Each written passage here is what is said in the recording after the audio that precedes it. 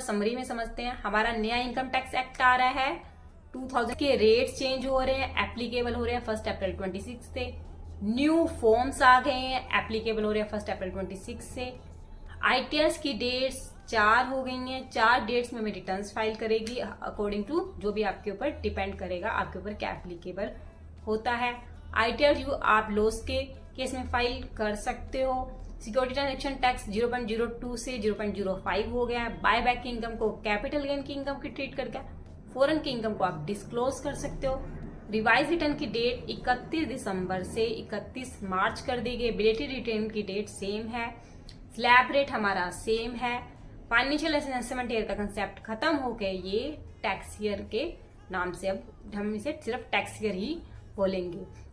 इस तरह से बहुत सारे हमारे की चेंजेस हो गए हैं। अगर कोई भी मिस हो गया हो तो आप मुझे बता सकते हो कमेंट। समरी में समझते हैं। हमारा नया इनकम टैक्स एक्ट आ रहा है 2000 के रेट्स चेंज हो रहे हैं, एप्लीकेबल हो रहे हैं 1 अप्रैल 26 से।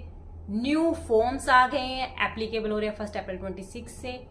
आईटीआर की डेट्स 4 हो गई हैं, 4 डेट्स में रिटर्न्स फाइल करेगी अकॉर्डिंग टू जो भी आपके ऊपर डिपेंड करेगा, आपके ऊपर क्या एप्लीकेबल होता है।